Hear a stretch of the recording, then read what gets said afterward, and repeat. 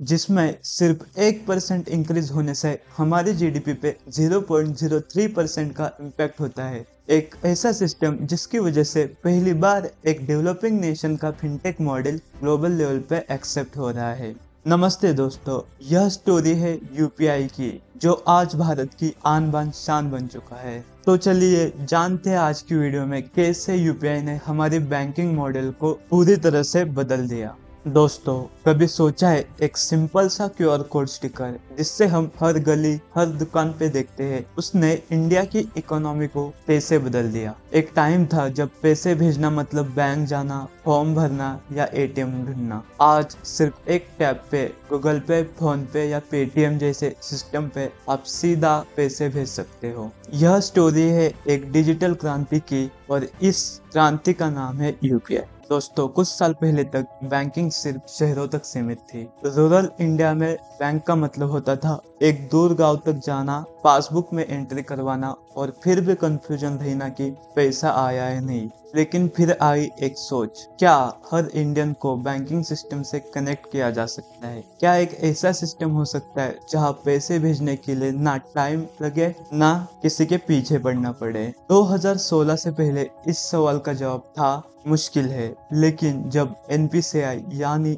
National payments corporation of India ने UPI launch किया तो ये सवाल बदल गया। अब सवाल ये था कि यूपीआई का एक्सेस सब तक कैसे पहुंचाया जाए। तो दोस्तों, इस यूपीआई का फुल फॉर्म है यूनिफाइड पेमेंट्स इंटरफेस और इसका मतलब है एक ऐसा डिजिटल सिस्टम जो रियल टाइम फंड ट्रांसफर को इतना आसान बनाता है जैसे व्हाट्सएप पे मैसेज करना। किसी का बैंक, आईएफएससी कोड या अकाउंट नंबर याद रखने की जरूरत नहीं, सिर्फ एक यूपीआई आईडी और आपका पैसा इंस्टेंटली ट्रांसफर। 8 नवंबर 2016 में इंडिया में नोटबंदी हुई। 500 और 1000 के नोट्स बंद हो गए। पूरा देश कैश क्राइसिस में चला गया। लोग परेशान थे, कैश नहीं था लेकिन जरूरत थी खरीदारी की और ट्रांजैक्शंस की। इसी वक्त एक अपॉर्चुनिटी बनी यूपीआई के लिए। जब लोगों ने देखा कि एक फोन से पैसा भेजना पॉसिबल है और बिना कैश के भी काम चल सकता है, तब डिजिटल पेमेंट्स का एक्सप्लोजन हुआ। 2016 के आखिर तक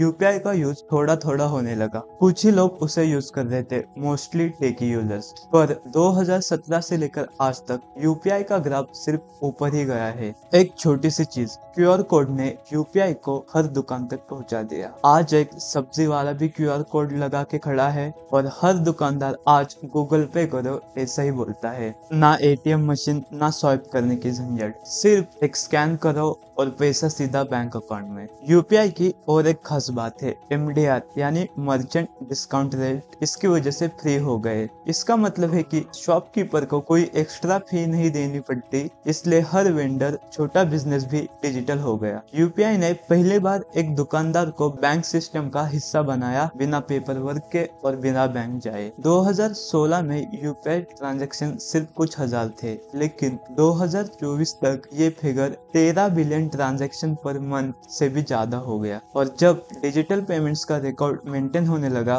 तो स्मॉल बिजनेसेस को लोन्स मिलने में भी आसानी हो गई। अब यूपीआई से बैंक्स को एक आइडिया आया कि इसकी इनकम कितनी है। इससे फाइनेंशियल इंक्लूजन रियलिटी बन गई।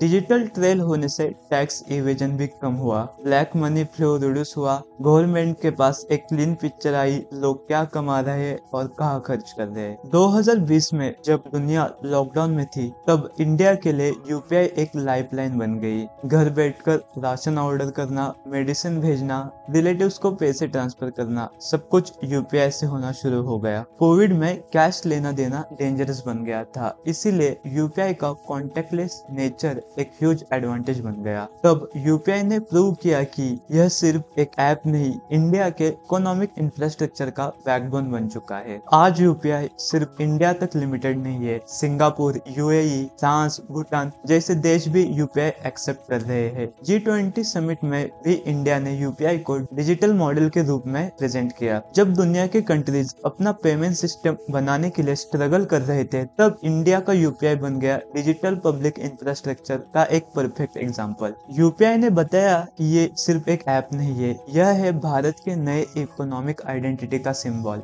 यूपीआई ने बताया कि टेक्नोलॉजी सिर्फ अर्बन इंडिया के लिए नहीं बल्कि पूरे देश के लिए हो सकती है। जब कोई टेक्नोलॉजी हर सेकंड में करोड़ों ट्रांजैक्शन हैंडल करे, जब एक छोटी सी टपरी भी डिजिटल हो जाए और जब एक डेवलपिंग नेशन दुनिया का डिजिटल पेमेंट्स लीडर बन जाए, तो सवाल उठता है कि ये सब पॉसिबल कैसे हुआ। तो चलिए इसे समझते हैं। हर बार जब कोई यूपीआई से पैसा ट्रांसफर करता है, उस 1 या 2 सेकंड के अंदर काफी कुछ होता है। आप क्यूआर स्कैन करते हो, यूपीआई आपके बैंक से रियल टाइम बैलेंस चेक करता है, ट्रांजैक्शन को रिसीवर के बैंक तक सिक्योरली भेजता है और फिर दोनों को मैसेज मिलता है कि ट्रांजैक्शन सक्सेसफुल। और यह पूरा प्रोसेस होता है 2 सेकंड के अंदर। और यह रियल टाइम फंड ट्रांसफर का सिस्टम चल रहा है 24 घंटे और हफ्ते के 7 दिन, वो भी बिना रुके। यह सब पॉसिबल होता है एनपीसीआई के हाई परफॉर्मेंस सर्वर की वजह से, जो हर second lakhs of transactions handle करते हैं। और ये पॉसिबल होता है इसके बैकएंड इंफ्रास्ट्रक्चर की वजह से। ये स्केलेबल भी है, रेजिलिएंट भी है और खास बात ये है कि ये मेड इन इंडिया है। इतने सारे उपलब्धियों के बाद भी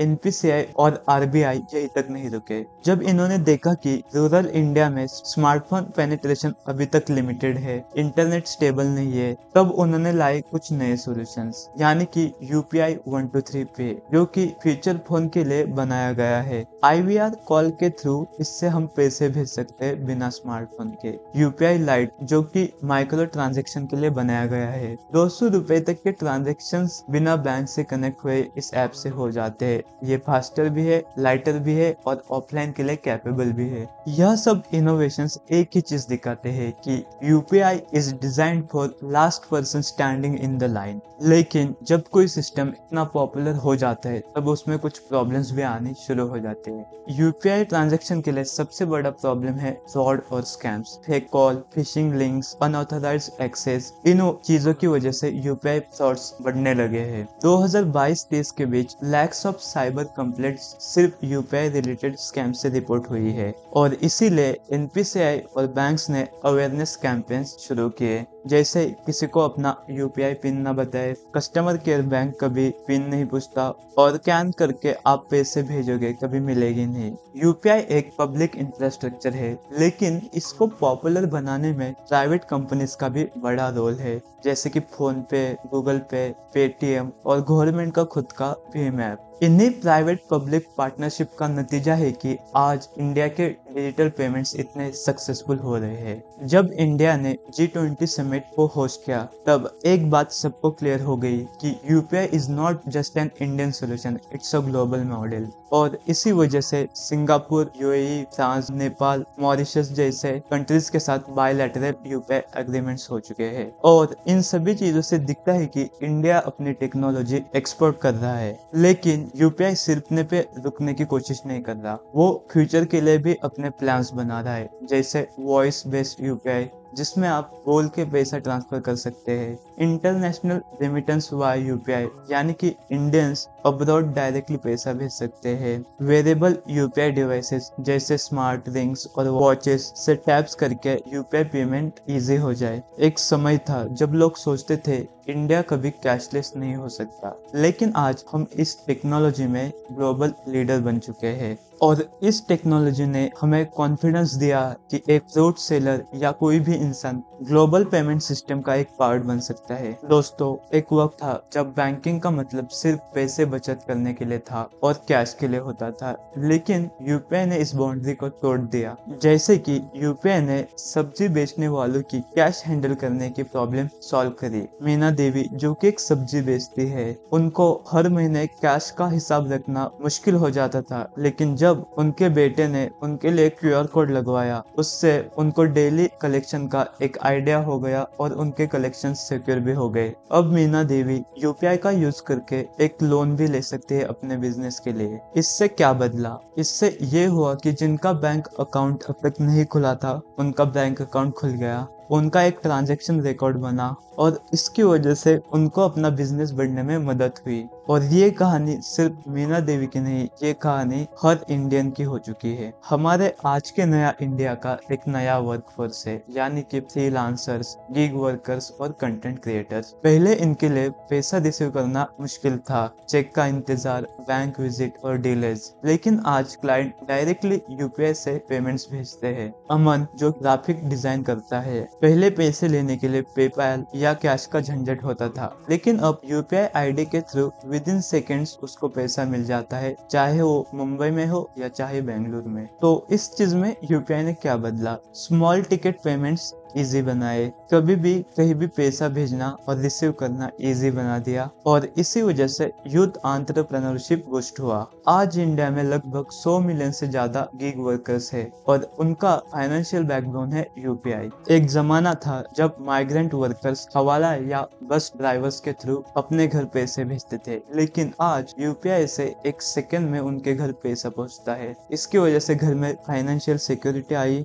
कैश फ्लो में ट्रांसपेरेंसी हुई और इमरजेंसी में उनको जल्दी से जल्दी हेल्प मिलने में आसानी हुई। आजकल सरकार की योजनाएं जैसे पीएम किसान, direct benefit transfer, LPG subsidy और स्कॉलरशिप प्रोग्राम में यूपीआई का यूज होता है, जिसकी वजह से बैंक अकाउंट में डायरेक्ट ट्रांसफर हो जाता है। इससे मिडलमैन गायब हो गया, जिससे फ्रॉड जीरो हो गए और बेनिफिट्स की फास्ट डिलीवरी हो गई। यह चीजें बताती है कि टेक्नोलॉजी ने गवर्नेंस में भी एक ट्रस्ट बिल्ड किया। जब हम यूपीआई के बारे में बात करते हैं तो यह सिर्फ एक इंडियन इनोवेशन नहीं, बल्कि एक ग्लोबल बेंचमार्क बन चुका है। एक ऐसा मॉडल जो दुनिया ऑब्जर्व कर रही है, समझ रही है और एडेप्ट करना चाह रही है। दोस्तों, दुनिया में भी कई डिजिटल पेमेंट सिस्टम है, जैसे कि स्विफ्ट, पेपैल, एप्पल पे और वीचैट, लेकिन इन सब से यूपीआई का मॉडल यूनिक है। क्यों? समझते हैं। दोस्तों, यूपीआई सिस्टम में रियल टाइम ट्रांसफर होता है, ये फ्री टू यूज टेक्नोलॉजी है, इंटर ऑपरेबल यानी किसी भी बैंक के साथ ऑपरेट कर सकती है, ये लो एंड फोन्स पे भी चल सकती है और इस सिस्टम को गवर्नमेंट ने बैक भी किया हुआ है। दुनिया की कोई सिस्टम नहीं है जिसके पास ये सारे फीचर्स है, या किसी सिस्टम के पास है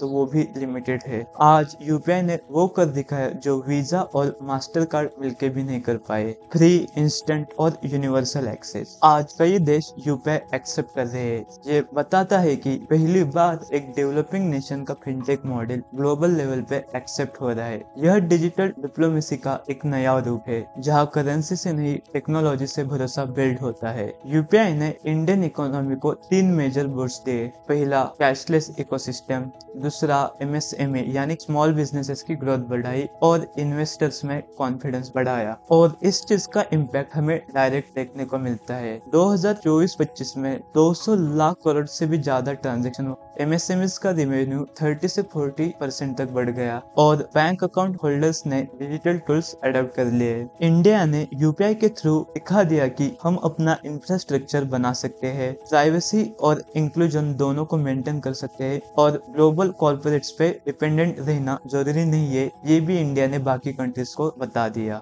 और यही सोच इंडिया को आगे ले जा रही है। दोस्तों, कहते हैं कि पहचान इंसान के काम से होती है, वैसे आज इंडिया की पहचान यूपीआई बन चुका है, और इस यूपीआई ने दिखा दिया कि डिजिटल इंडिया सिर्फ एक स्लोगन नहीं, यह एक ग्राउंड रियलिटी है। From a nation of cash to a leader in code, from the last village to the global map, this is the story of UPI, this is the story of India। अगर आपको ये कहानी पसंद आई हो तो share करना, comment करना और सब्सक्राइब करना मत भूलना। धन्यवाद।